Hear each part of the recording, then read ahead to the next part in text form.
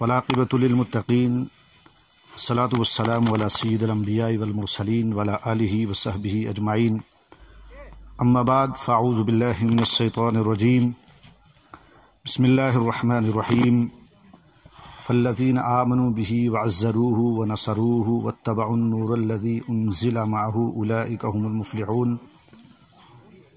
صدق اللہ مولانا العظیم۔ حضرات گرامی،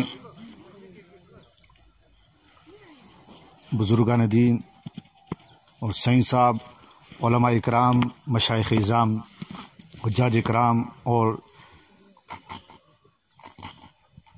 بچے بیٹھے ہوئے ہیں، السلام علیکم ورحمۃ اللہ وبرکاتہ۔ حضرات اکرامی، آیہ کریمہ میں نے تلاوت کی ہے سورہ اعراف کی۔ چند لمحہ میں آپ کے سامنے حاضر ہوا ہوں۔ میں کوئی لمبی گفتگو نہیں کروں گا، قبل اس کے کہ آیہ کریمہ پر کچھ گفتگو کی جائے، بارگاہ رسالت مآب صلی اللہ علیہ وآلہ وسلم کی میں ہدیہ درود پاک بآواز بلند پڑھیں۔ صلی اللہ علیہ یا رسول اللہ وسلم علیک یا حبیب اللہ، صلی اللہ علیک یا رسول اللہ وسلم علیک یا حبیب اللہ، صلی اللہ علیک یا رسول اللہ وسلم علیک یا حبیب اللہ۔ حضرات گرامی، یہ میلاد پاک صلی اللہ علیہ وآلہ وسلم کی محفل ہے، اور یہ روئے زمین پر ایسی یہ جو میلاد پاک کا ہے، ایک ہی نام ہے یا ایک ہی محفل ہے جو اللہ تبارک و تعالی نے محفل پاک خود سجائی اور فرشتوں سے اور انبیاء کرام کی نورانی محفلوں سے عالم ارواح میں الست میں یہ سجائی گئی۔ ایسی کوئی محفل جو میلاد پاک کی ہے، ہر محفل جو سجائی جاتی ہے وہ اولیاء کرام کی ہو، غوث کی ہو، کتب کی ہو، ابدال کی ہو، صحابہ کرام کی ہو، اہل بیت اطہار کی ہو، وہ محفل جو ہم سجاتے ہیں لیکن میلاد پاک کی ایسی محفل ہے جس کا سجانے والا بھی خالق ہے، اور اس کے انبیاء اور اس کے فرشتے ہیں۔ الست میں جب اللہ تعالیٰ نے ہم سے وعدہ لیا الست کا، قالوا بلا شہیدنا کا، اس سے قبل اللہ تبارک و تعالیٰ نے تمام انسانوں سے ایک سوال کیا تھا، اس سوال کرنے کے بعد تمام مخلوقات کو یعنی تمام انسانوں کو جمع کیا گیا اللہ نے، اور اس کے جمع کرنے سے جب وہ محفل ختم ہوئی، اللہ نے اپنی ربوبیت کا اظہار کروایا۔ اس کے بعد جو محفل سجائی وہ ایک پروٹوکول دیا جس میں صرف انبیاء کی محفل تھی اور اس کے نورانی فرشتوں کی، اور اس میں اللہ نے جو سوالات کیے وہ اپنے حبیب نبی اکرم صلی اللہ علیہ وآلہ وسلم کی رسالت، آپ کے دین کی نصرت کے مطابق سوالات کیے گئے اور انبیاء سے وعدہ لیا گیا۔ یہ وہ محفل تھی۔ ہم سجاتے ہیں، یہ انسان ہیں، کسی کی محفل اپنے والدین کی سجائے، ختمات کروائے، لیکن جو اللہ کی سنت ہے وہ اپنے حبیب کی محفل سجانی اور پھر اس سے بڑھ کر اپنے حبیب پر درود و سلام پڑھنا، یہ اللہ کی سنت ہے۔ اللہ نہ نماز نہیں پڑھتا ہے، اللہ روزہ نہیں رکھتا ہے، حج نہیں کرتا ہے، زکوٰۃ نہیں کرتا ہے، صرف حکم دیتا ہے صرف اللہ حکم دیتا ہے ہمیں، انسانوں کو انبیاء کے ذریعے سے، اپنی کتابوں کے ذریعے سے ہمیں حکم دیتا ہے یہ عمل تم نے کرنا ہے، تم نے نماز پڑھنی ہے، روزہ رکھنا ہے، حج کرنا ہے، نیک اعمال کرنے ہیں، اچھے اعمال کرنے ہیں، برے اعمال سے بچنا ہے، یہ اللہ حکم دیتا ہے۔ لیکن ایک کام صرف اس کا یہ ہے جو ازل سے، جب سے حبیب علیہ السلام کو بنایا ہے، وہ درود و سلام پڑھ رہا ہے، اور اس کی کوئی حد نہیں ہے وہ کب تک پڑھ رہا ہے، وہ ازل سے ابد تک ہے، وہ خالق حق مالک ہے، وہ جب پڑھتا ہے اپنے حبیب پر، اور اپنے ساتھ اپنے ملائکہ کو بھی ملاتا ہے، اپنے انبیاء کو بھی اس محفل میں۔ یہ ہم جو محفل سجاتے ہیں، یہ چاہے اس لیے کہتے ہیں کہ جو انبیاء جو حضور علیہ السلام کی میلاد کرتے ہیں، اس میں جو لمحہ گزرے، جو وقت گزرے، وہ ہماری زندگیوں کا سب سے اچھا وقت ہوتا ہے۔ سب سے اچھا وقت وہی گزرتا ہے جو حضور کی میلاد میں، حضور کے ذکر میں گزر جائے، حضور کے پر درود و سلام پڑھنے میں گزر جائے۔ میلاد میں ہوتا کیا ہے؟ میلاد میں درود و سلام پڑھا جاتا ہے، آقا کا نام لیا جاتا ہے، آپ کا اسوہ بیان کیا جاتا ہے، آپ کی سیرت، آپ کی اخلاق، آپ کا کردار بیان کیا جاتا ہے۔ آیہ کریمہ میں نے تلاوت کی ہے، اللہ تبارک و تعالیٰ فرماتا ہے کہ فَالَّذِينَ آمَنُوا بِهِ وَعَزَّرُوهُ وَنَصَرُوهُ، کہ اے لوگو تم ایمان لاؤ، وَعَزَّرُوهُ، اور میرے حبیب محمد مصطفیٰ صلی اللہ علیہ وآلہ وسلم، میرے فرمایا، اللہ کہتا ہے پہلے ایمان لاؤ، پہلے ایمان لاؤ، پھر فرمایا تم اس حبیب کبریا، حبیب دو جہاں صلی اللہ علیہ وسلم کی تعظیم اور بڑائی کو بیان کرو۔ پھر فرماتا ہے وَنَصَرُوهُ، اور اس کی نصرت، اس کی نصرت یعنی اس کی مدد کرو، اس کی مدد کرو۔ حضرت عبداللہ بن عباس رضی اللہ تعالیٰ عنہ اس آیہ کریمہ کے جو وَعَزَّرُوهُ وَنَصَرُوهُ کی دو لفظوں میں اس کا معنی بیان کرتے ہیں، کہتے ہیں وَحَمَوْهُ وَوَقَّرُوهُ، وَحَمَوْهُ وَوَقَّرُوهُ، کہ حضور علیہ السلام کی الزرو ہے کہ آقا کی عظمت، آقا کی رفعت اور آقا کا جو درجات ہے، بلندی ہے، اس کو بیان کیا جائے، اس کو بیان کیا جائے۔ اور پھر فرمایا وَوَقَّرُوهُ وَنَصَرُوهُ، اور فرمایا نصرو کا مطلب یہ ہے کہ اپنے عمل کے ذریعے سے، اپنے کردار کے ذریعے سے حضور کے دین کی مدد کی جائے، حضور کے دین کی مدد کی جائے، یعنی ہمارا جو عمل ہے وہ عمل حضور کے عمل کے مطابق ہونا چاہیے، جیسے حضور چاہتے، جیسے اللہ چاہتا اور اس کا حبیب چاہتا کہ یہ بندہ ایسا عمل کرے جیسا میرا حبیب کرتا تھا، تو فرمایا ویسی تمہاری زندگی بسر ہو۔ جب ہماری زندگی حضور کے عمل جیسی، حضور کے کردار جیسی، حضور کے اخلاق جیسی ہوگی، تو فرمایا یہی تمہارا نصرو ہے۔ اور دیکھیے صحابہ اکرام کی جو زندگی تھی، صحابہ اکرام کا جو عمل تھا، وہ جو دین کو پیکر بن کے اس روئے زمین پر جو پھیل گئے، اس روئے زمین پر وہ جہاں جہاں بھی گئے، انہوں نے دین کو بس لیا۔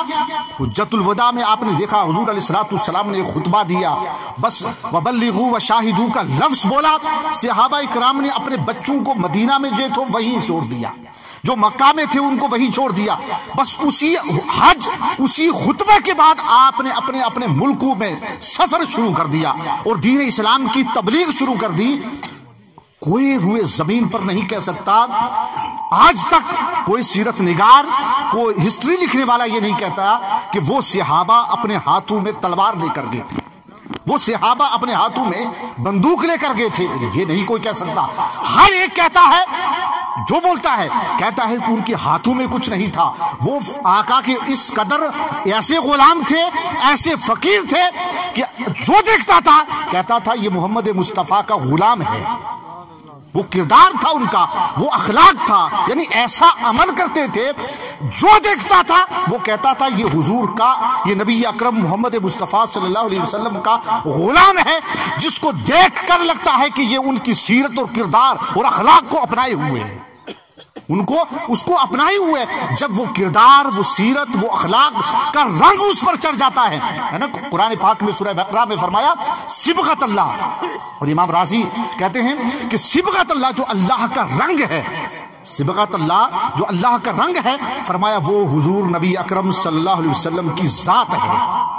وہ اللہ نے فرمایا کہ صبغت اللہ ومن احسن صبغت اللہ، کہ وہ جو اللہ کا رنگ ہے وہ حضور کی ذات ہے، جو اللہ کے ظہور کا پیکر بن کے زمین پر اتری۔ جب اتری اس کو صحابہ، وہ رنگ پھر منتقل کیا اللہ نے، وہ صحابہ میں منتقل کیا حضور نے، پھر وہ صحابہ جس زمین پر گئے اسی رنگ کو لے کر گئے تھے، جو دیکھتا تھا وہ کلمہ پڑھ لیتا تھا۔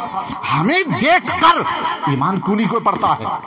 حضور علیہ الصلوۃ والسلام کی زندگی، آپ کی سیرت، آپ کا کردار، آپ کا اخلاق دیکھیے۔ حضور علیہ الصلوۃ والسلام، آپ عمل کرتے ہیں نا، ہر آدمی آج عمل کی تھوڑی تھوڑی تلقین کرتا ہے، ہر مبلغ عمل کی تلقین کرتا ہے، عمل کرو، نماز پڑھو، روزہ رکھو، حج کرو، زکوٰۃ دو، لیکن جو امت میں سب سے بڑی جو خرابی ہے، جو امت میں سب سے بڑا جو جس چیز کا فقدان ہے، وہ یہ ہے کہ حضور کی تعظیم کوئی نہیں کر سکتا۔ حضور کی رفعت اور درجات بلندی جو ہے، جو رفعت مقام مصطفیٰ ہے، وہ بیان کرنے کے لیے کوئی تیار نہیں ہے۔ کیوں؟ وہ کہتے ہیں وہ تو یا شرک میں ہے، وہ یا کچھ غلو کر دیتے ہیں، اس چیز میں اس کا تصور پایا جاتا ہے۔ بس یہ جب چیز پائی گئی تو امت بربادی اور امت پستی کی طرف چلنی شروع ہو گئی۔ حضور علیہ الصلوۃ والسلام کی ذات، آپ کا عمر، آپ کا اخلاق، آپ کا سیرت دیکھیے نا۔ حضور علیہ الصلوۃ والسلام کی مکی زندگی ہے تو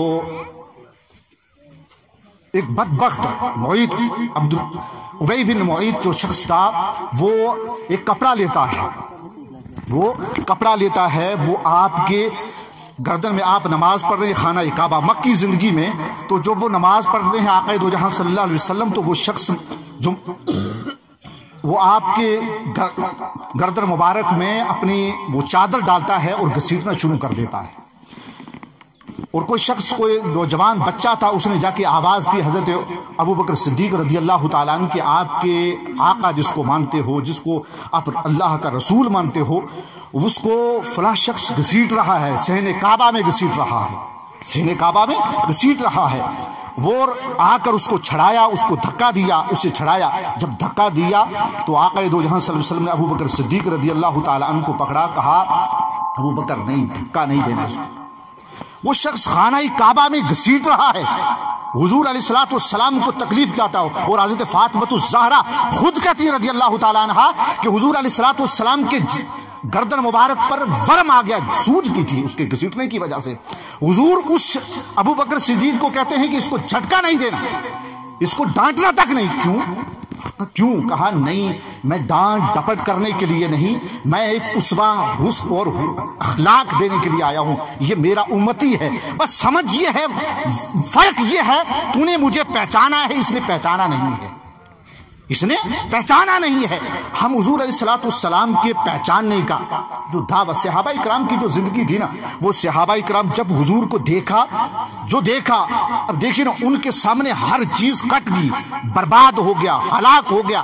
حضرت ابوبکر صدیق کا خود واقعہ آپ دیکھیے، جنگ بدر میں ان کا بیٹا، جب بعد میں، اب ان کا بیٹا اس وقت ایمان نہیں لایا تھا جب جنگ بدر ہوا ہے، تو وہ حملہ آور ہوئے، جو ان کا بیٹا تھا، تو وہ کہتا ہے بعد میں جب ایمان لایا تو کہتا ہے کہ ابا جان ایک وقت ایسا آیا جنگ بدر میں کہ 2 مرتبہ آپ میری تلوار کی زد میں آ گئے، آپ کی تلوار، آپ کی گردن میری زد میں آئی، میری تلوار کی، لیکن میں نے آپ کو چھوڑ دیا۔ تو کہا بیٹا کیوں چھوڑا؟ کہا اس لیے چھوڑا تھا کہ اب باپ سمجھ کر چھوڑ دیا تھا۔ حضرت ابوبکر صدیق رضی اللہ تعالیٰ عنہ جلال میں آئے، کہا بیٹا صرف اس وجہ سے کہ میں آپ کی تلوار کی زد میں آیا، چھوڑ دیا؟ کہا اس رب کی قسم جس کے قبضے قدرت میں ابوبکر صدیق کی جان ہے، اگر ایک بار بھی میری تلوار کی زد میں آتا تیری گردن اڑا دیتا، کبھی نہ چھوڑتا۔ کیوں؟ فرمایا جس دن سے حضور کا کلمہ پڑا ہے اس دن سے بعد کائنات میں کوئی چیز نظر ہی نہیں آتی ہے، کوئی چیز نظر ہی نہیں آتی ہے۔ بیٹا کہتا ہے میں چھوڑ دیتا، باپ پہ کہتا ہے میں تو کبھی نہ چھوڑتا، گردن اڑا دیتا۔ فرمایا جو آقا کے خلاف گیا اس کو ہم چھوڑتے نہیں ہیں، یعنی فرمایا تو کفر کی حالت میں تھا، تو نے چھوڑا، میں چھوڑنے والا نہیں تھا، کیوں کہ تو میرے آقا کے سامنے آ گیا تھا۔ حضور علیہ الصلوۃ والسلام کے صحابہ کی زندگی بدل جاتی تھی، وہ جو کل تک کفر میں، شرک میں مبتلا تھے، بدعات میں مبتلا تھے، ان کی زندگی بدل گئی۔ حضرت عمر رضی اللہ تعالیٰ عنہ دیکھیے 5-6 سال کی عمر میں آپ کے باپ خطاب نے آپ کو وادی تہامہ میں لے کے اونٹ چرانے کے لیے گئے۔